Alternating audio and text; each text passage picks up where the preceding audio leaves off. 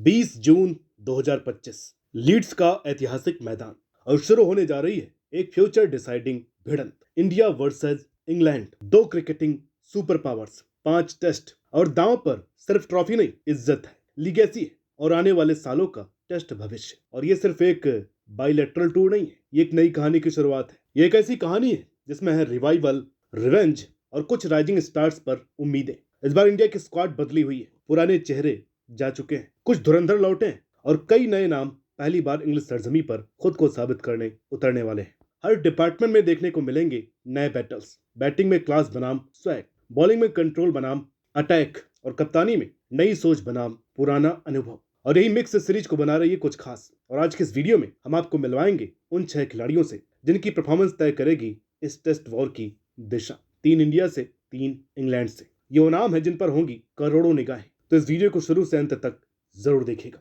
लेकिन उससे पहले अहमदाबाद प्लेन क्रैश में जितने भी मासूमों ने जान गंवाई है उनको भावभीनी श्रद्धांजलि।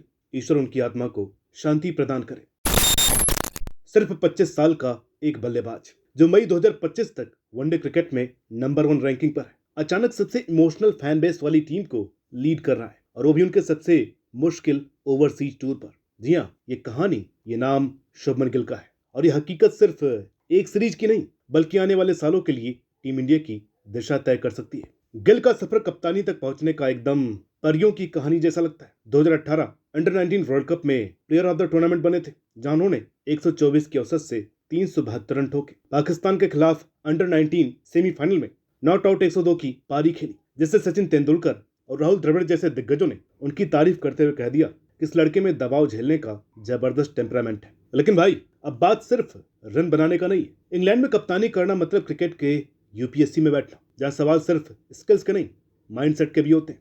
मूविंग बॉल, बादल भरे आसमान और सामने वो पब्लिक जो हर बॉल पर स्लेजिंग करती है। इन सब के बीच गिल को खुद भी रन बनाने हैं और पूरी टीम को मोटिवेट भी करना है। और तो और वो भारत के सबसे कम उम्र के कप्तान हैं जिन्होंने इंग्लैंड में टेस्ट सीरीज लीड की है। तो स्टोरी में सस्पेंस और एक्साइटमेंट तो भरपूर है। उनकी कप्तानी का असली टेस्ट तभी होगा जब टीम बैकफुट पर होगी। क्या वो सही निर्णय लेंगे? क्या वो सीनियर्स और यंगस्टर्स को एक लाइन पर ला पाएंगे? और सबसे बड़ी बात, क्या वो उस गिल को भूलेंगे जो रन मशीन था और उस गिल को अपनाएंगे जो अब एक लीडर है? अब बात करते हैं अगले खिलाड़ी की। देखिए, अगर क्रिकेट कोई सुपर हीरो मूवी होती ना, तो जसप्रीत बुमराह उस हीरो की तरह होते जो आखिरी वक्त में घायल होने के बावजूद टीम को बचाने के लिए लौट आता है। 31 साल के स्पेसर की वापसी इंग्लैंड टूर के लिए एक अलग ही सस्पेंस लेकर के आई है। बीसीसीआई के selection committee head Ajit Agarkar ने बताया कि बुमराह शायद 5 टेस्ट ना खेल पाए क्योंकि इनकी फिटनेस पूरी तरह दुरुस्त नहीं हुई है। बुमराह एक ऐसे गाइडेड मिसाइल है जिन्हें कब और कहां इस्तेमाल करना है ये बड़ी प्लानिंग से तय होगा।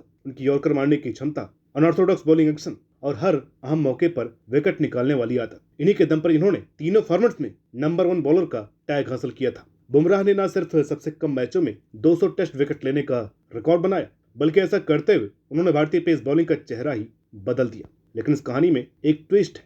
वो ट्विस्ट है फिटनेस का सस्पेंस। कब खेलेंगे, कितने ओवर डालेंगे, क्या बैक टू बैक टेस्ट झेल पाएंगे, क्या उन पर ओवरलोडिंग तो नहीं हो रही? ये सारे सवाल हर मैच से पहले उठेंगे। और हाँ, वो अब टीम के वाइस कैप्टन भी है, यानी गिल को लीडरशिप में भी सपोर्ट देने की जिम्मेदारी उनकी है। वैसे इंग्लैंड के बल्लेबाजों को बुमराह की बॉलिंग से डर लगता है। उनकी जर्किंग वाली एक्शन और वेरिएशन ने पहले भी इंग्लैंड के कई बल्लेबाजों की छुट्टी करवाई है। लेकिन भाई, जब तक वो फिटनेस से क्लियर नहीं होते तब तक सब कुछ हवा में झूल रहा है। अगर इन दोनों की कहानियों को जोड़कर देखा जाए तो ये दोनों खिलाड़ी बल्लेबाजी और गेंदबाजी के कप्तान हैं, क्योंकि इन दोनों को ही अब अपनी टीम को लीड करना है। बुमराह तो पहले भी हेल्प करते आए हैं, लेकिन गिल के लिए यह पहला मौका होगा। भारत के लिए तीसरा खिलाड़ी वो है जो सबसे बड़ा कमबैक कर रहा है। उसको न केवल श्रेयस अय्यर के ऊपर से तरजीह दी गई, बल्कि उसको अपना अनुभव भी जोतना है। जी हाँ, हम बात कर रहे हैं करुण नायर की।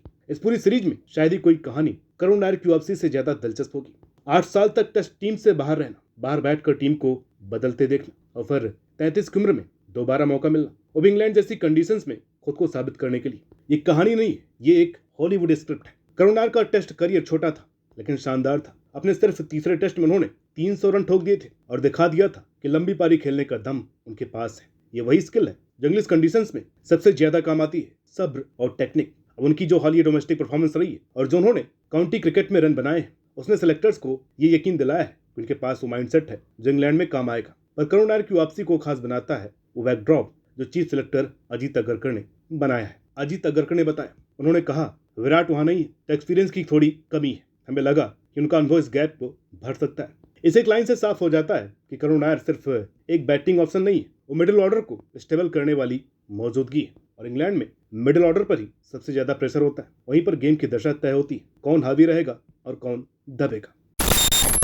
किसी भी सीरीज पर सबसे ज्यादा चर्चा उसके कप्तान की होती है, जिसके साथ साथ उसका परफॉर्मेंस भी मायने रखता है। और इंग्लैंड के लिए बेन स्टोक्स का नाम ही काफी है। अनप्रेडिक्टेबल, जुनूनी और अकेले दम पर मैच पलट देने वाला प्लेयर। इंग्लैंड के टेस्ट कप्तान के तौर पर वो सिर्फ टीम को लीड नहीं करते, बेसबॉल माइंडसेट को भी रिप्रेजेंट करते हैं। उनकी ऑलराउंड एबिलिटी उन्हें सबसे खतरनाक खिलाड़ी बनाती है, बैट से भी, बॉल से भी और लीडरशिप से भी। और फिर सीरीज में एक साइकोलॉजिकल टक्कर देखने को मिलेगी, जो है स्टोक्स वर्सेस शुभमन गिल। कप्तान वर्सेस कप्तान का ये सामना सिर्फ खेल नहीं, ईगो और माइंड गेम्स की जंग भी होगी। देखिए, जब इंग्लैंड की टीम की बात होती है तो एक नाम हमेशा स्टेबिलिटी और क्लास की पहचान बनकर सामने आता है, जो रूट। इनका नाम भले ही हाल की सुर्खियों में ज्यादा ना हो, लेकिन उनके होने भर से इंग्लैंड की बैटिंग लाइनअप को एक मजबूत आधार मिल जाता है। जो रूट की सबसे बड़ी खूबी है उनके स्पिन के खिलाफ खेलने का तरीका, खास करके जब सामने रविंद्र जडेजा जैसे लेफ्ट आर्म ऑर्थोडॉक्स स्पिनर हो तो रूट की टेक्निक और भी ज्यादा इंपॉर्टेंस पकड़ लेती है। सब कॉन्टिनेंट की पिचों पर खेलने का जो अनुभव उन्होंने पिछले कुछ सालों में लिया है, वो इस सीरीज में बहुत काम आने वाला है। इंडिया के स्पिन ट्रैक से बाहर निकलना है तो इंग्लैंड के लिए रूट का लंबा टिकना और इनिंग्स बिल्ड करना जरूरी होगा। तीसरा और आखिरी बड़ा नाम जो इंग्लैंड के लिए इस सीरीज में देखना है वो है क्रिस वोक्स। अपनी स्पीड, अपनी एक्यूरेसी और इंग्लैंड की तेज तरीन पिचों पर उनके शानदार रिकॉर्ड्स रहे, चाहे वो बल्लेबाजी में हो या गेंदबाजी। दोनों ही रोल में इंग्लैंड के लिए सबसे बड़े तुरुप के होंगे। बात अगर बल्लेबाजी की करें तो इंग्लैंड की धरती पर उनके नाम 30 के औसत दर्ज है, जो उनको लोअर ऑर्डर पर अच्छा बल्लेबाज बनाती है। वही गेंदबाज की बात की जाए तो इंग्लैंड में अभी तक 21 की बेहतरीन औसत से केवल 34 टेस्ट मैचों में 137 विकेट ले चुके हैं। तो क्या इंग्लैंड की त्रिमूर्ति, भारत की त्रिमूर्ति को वो चुनौती दे पाएगी जो कभी एलिस्टर कुक, एंडरसन और ब्रॉड दिया करते थे?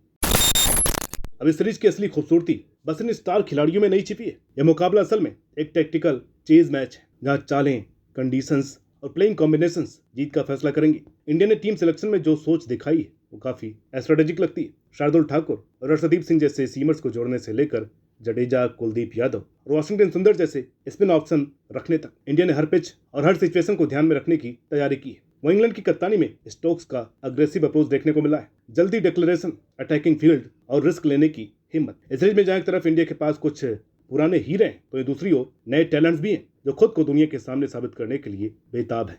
सीरीज का शेड्यूल भी खुद में एक कहानी है। 20 जून से 4 अगस्त तक 5 ऐतिहासिक वेन्यू पर खेले जाएंगे ये सारे मैच, जिसमें लॉर्ड्स, ओल्ड ट्रैफर्ड और द ओवल जैसे ग्राउंड शामिल हैं। हर टेस्ट की लोकेशन अपने आप में एक चैलेंज है। लीड्स में स्विंग, लॉर्ड्स की परंपरा और ओवल की आउटफील्ड।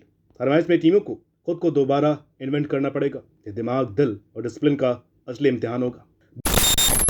20 जून को मैदान पर उतरने वाले हर खिलाड़ी के पास अपनी एक कहानी है, एक ऐसा किस्सा जो सिर्फ आंकड़ों से नहीं, इमोशन से जुड़ा है। शुभमन गिल की कप्तानी में पहली बार मैदान पर उतरना, जसप्रीत बुमराह की इंजरी के बाद सधी हुई वापसी और करुण नायर की री एंट्री वाली रिडेम्पशन स्टोरी, ये सब इंडिया के लिए सिर्फ एक क्रिकेट नहीं बल्कि इंसानी जज्बे की मिसाल है। वो इंग्लैंड की तरफ से बेन स्टोक्स की इंस्पायरिंग लीडरशिप और उनके साथ मौजूद एक्सपीरियंस्ड कोर टीम इस बात की गारंटी है कि सीरीज सालों तक याद रखी जाएगी। टेस्ट मैच की सबसे बड़ी खूबी ही यही है, अनप्रेडिक्टेबिलिटी। और इस सीरीज तो जैसे उसी का पोस्टर चिपका करके आई है। 2010 के बाद वाली जनरेशन शायद ये चीज न समझे, लेकिन टेस्ट में एक चौके और एक सिंगल से ज्यादा मजा एक डॉट बॉल को सेलिब्रेट करने में आता है, खास करके इंग्लैंड जैसे सीमिंग और स्विंगिंग कंडीशंस में। हाँ, कुछ प्लेयर्स पर सबकी नजर है, लेकिन क्रिकेट का असली मजा तब आता है जब कोई अनजाना नाम हीरो बन जाए या कोई सीनियर अचानक मैच पलट दे। कभी किसी डेब्यू प्लेयर की धुआंधार परफॉर्मेंस तो कभी किसी कप्तान की दबाव में खेली गई इनिंग्स। सब कुछ देखने को मिल सकता है, इसलिए हर टेस्ट में एक नया चेहरा, एक नया ट्विस्ट और एक नई याद बन सकती है। अब तो काउंटडाउन शुरू हो चुका है। दुनिया भर के क्रिकेट फैंस इस घमासान के लिए एकदम तैयार है। ये सीरीज सिर्फ रेड बॉल का टेस्ट नहीं होगी, बल्कि लीडरशिप, करैक्टर और विल पावर का इम्तिहान होगी। इन 5 टेस्ट मैचों में जो होगा वो शायद इंटरनेशनल क्रिकेट की तस्वीर को ही बदल कर रख दे। ये सीरीज है जो सिर्फ जीत हार तय नहीं करेगी, बल्कि ये बताएगी कि असली खिलाड़ी कौन है, जो सिर्फ स्किल से नहीं बल्कि जिगर और जुनून से खेलता है। तो इस वीडियो में इतना ही। बाकी WTC फाइनल का भी मुकाबला चल रहा है। अगर आप लोग कहेंगे तो एक वीडियो जल्दी उस पर भी लेकर के आएंगे। बाकी मिलते हैं आपसे अगली वीडियो में, तब तक के लिए नमस्कार।